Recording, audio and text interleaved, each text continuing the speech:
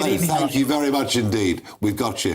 The nighttime economy, pubs, bars, big shout out from the Chancellor in the budget. It just wasn't true, Sasha, was it?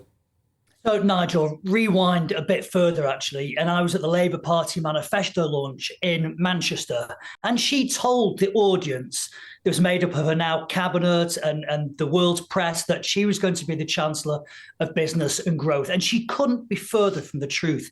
The first thing she did was introduce a hike in national insurance, which was catastrophic.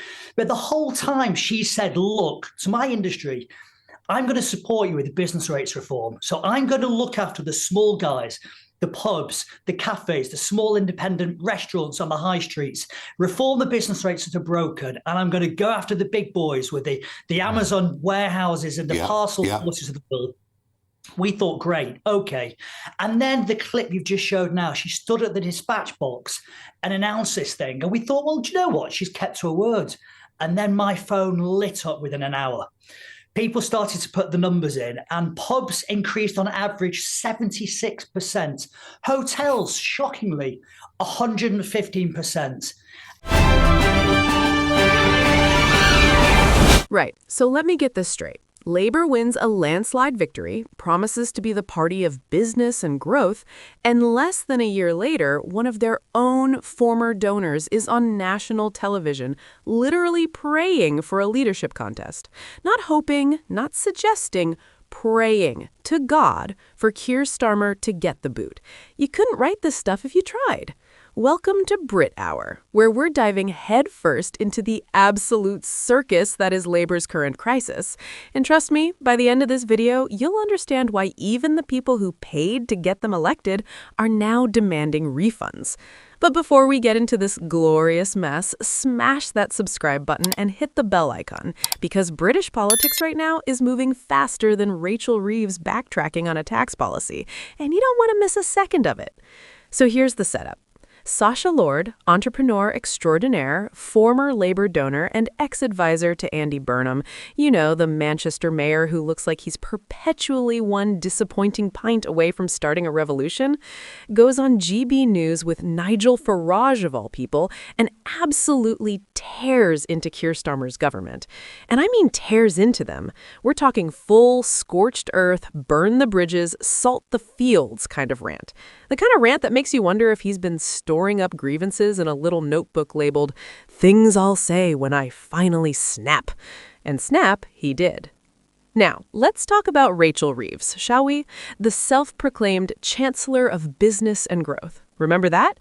She stood at Labour's manifesto launch in Manchester, surrounded by the cabinet and international press, declared herself the champion of British enterprise, and then, plot twist, immediately introduced a national insurance hike so catastrophic that small businesses started treating it like their own personal apocalypse.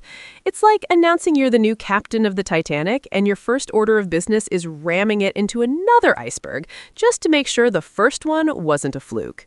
But wait, it gets better. The UK Statistics Authority, literally the people whose job it is to fact-check politicians, came out and said Reeves should have been clearer about the impact of her tax rate on British pubs. That's British bureaucrat speak for she absolutely misled everyone, and we're being incredibly polite about it. She claimed Labour would cut business rates for pubs to a 35-year low, while simultaneously unleashing a budgetary Armageddon that had pub landlords across the country considering career changes into something more stable, like competitive lion taming or cryptocurrency day trading. And here's where Sacha Lord really gets going. He's at the Nighttime Industry Conference in Liverpool, speaking to 2,000 delegates, 2,000 people whose entire livelihoods depend on hospitality staying alive, and he asks them a simple question. Does anyone have anything good to say about Rachel Reeves or the Prime Minister? Crickets. Complete silence. The kind of awkward quiet that makes you want to crawl into a cupboard and rethink your life choices. So when someone asks Lord what his one wish for the year would be, he doesn't hold back. A new prime minister and a new chancellor. And what happens? the biggest round of applause of the entire conference. That's not just criticism. That's a standing ovation for demanding your own party's leadership gets binned. Think about that for a second. This is like hiring a band for your wedding, and halfway through the reception, the bride stands up and says, "You know what? These guys are rubbish. Can we get literally anyone else?" Except instead of a wedding, it's the British government, and instead of a bad covers band, it's the people running the entire country. But here's where it stops being funny and starts being genuinely heartbreaking. Lord tells the story about a pub landlord in Coventry. This bloke had run his pub for years, raised his kids in the flat above it, built his entire life around this place. Then Reeves' policies hit. By January, he'd given it all up. Lost the pub, lost his home, lost his dream. And his mental health? Absolutely shattered. Lord says the impact has been worse than COVID. Considering what COVID did to hospitality, that's saying something. We're talking about an industry that survived a global pandemic, weathered lockdowns, adapted to every restriction imaginable, and now they're being taken out by their own government's budget. It's like surviving a shark attack, only to be finished off by a particularly aggressive seagull stealing your chips. And Lord nails it with one simple line: a pub is more than just a pint. He's absolutely right. It's the cornerstone of British social life, the beating heart of communities, the place where history happens over half a lager and a packet of peanuts. And this government is systematically dismantling them with the kind of efficiency usually reserved for German engineering. Now, let's talk about the leadership situation, because this is where things get properly wild. Scottish Labour leader Anna Sarwar, and we'll come back to that bombshell in a minute, called for Keir Starmer to resign on Monday. Lord says he had hope, genuine hope, that the Prime Minister might actually do the honourable thing and step down. Spoiler alert, he didn't. The cabinet rallied around their man faster than MPs claiming expenses for a second home. But Lord isn't giving up. He's convinced something has to break, and he might be onto something. Because here's where we need to address the elephant in the room that's also somehow on fire and juggling chainsaws. Downing Street became aware that ex-aide Lord Matthew Doyle had campaigned for Councillor Sean Morton, who has been charged with child sex offences. Read that again. Let it sink in. Lord's response? We are talking about pedophilia and sex trafficking right in the heart of the British government. Never in my lifetime have I ever seen anything like this before. And honestly, neither have most of us. This isn't your standard political scandal about expenses or affairs or saying something stupid on Twitter. This is the kind of thing that makes Watergate look like someone nicked a stapler from the office. Lord then drops another truth bomb that should terrify Labour MPs everywhere. Hard-working Labour councillors in Greater Manchester are going to lose their seats in May through absolutely no fault of their own. They've been doing their jobs, serving their communities, keeping their heads down, and they're about to get obliterated in the local elections because of decisions made in Westminster. As Lord puts it, the fish rots from the head. And right now, the head is so rotten you can smell it from Scotland. Which brings us back to Anna Sarwar's resignation call. Let's zoom out for a second.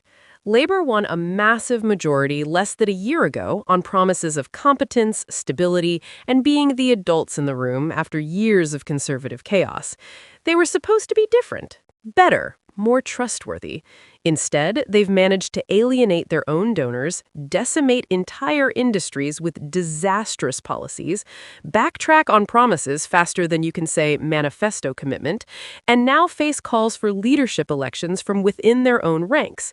It's like watching someone who's just passed their driving test immediately crash into the driving school building while their instructor is still in the car. And here's the delicious irony that I simply cannot ignore. Sacha Lord is sitting across from Nigel Farage on GB News delivering this rant. Nigel Farage, the man who spent decades being Labour's political nemesis. And Lord's not just criticizing, he's basically admitting that Reform UK is going to hoover up Labour seats in May. He actually says it out loud. The likelihood is to your party, Nigel. Can you imagine being a Labour strategist and watching one of your former donors tell Nigel Farage that his party is about to clean up in your heartlands because your leadership is so catastrophically incompetent? That's not political commentary. That's a eulogy. The thing about all of this is the pattern. It's not just one mistake or one bad policy. It's a relentless parade of announcements, backlash, and U-turns. Announce something, wait for your own MPs to revolt, backtrack, claim you're listening, and then do it all over again with the next disaster. It's governance by trial and error, except they keep making the same errors and learning absolutely nothing from them. Rachel Reeves backtracks on pub business rates after the damage is done. The government announces things, gets savaged by the Statistics Authority, and then clarifies what they actually meant after everyone's already panicked. It's like they're speed running how to lose public confidence. So where does this leave us? Well, according to Lord, he's praying for a leadership contest after the May elections, and given everything we've just talked about, the donor revolt, the policy disasters, the scandals, the impending electoral bloodbath in local elections, you have to wonder if he might actually get his wish. The problem for Labour is this. Who on earth would want to take over this mess? It's like being offered the captaincy of the Titanic after it's already underwater. Sure, it's technically a promotion, but what exactly are you supposed to do with it? Andy Burnham's name keeps floating around as a potential alternative, which makes sense given his former advisor is the one leading the charge against Starmer. But a leadership election would be an admission that Labour's landslide victory has turned into a complete disaster in record time. And let's be honest, that's exactly what it looks like from the outside. When your own former donors are on television demanding you resign, when pub landlords are losing everything because of your policies, when scandals are piling up faster than empty pint glasses at closing time, something has fundamentally broken.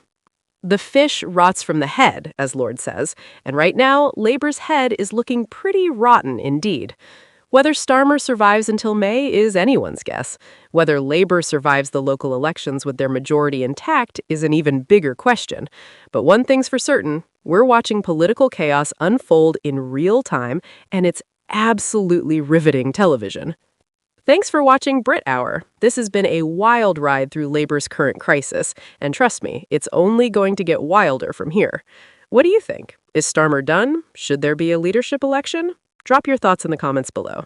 And seriously, if you haven't already, subscribe and hit that notification bell because British politics right now is more unpredictable than a British summer, and you won't want to miss what happens next.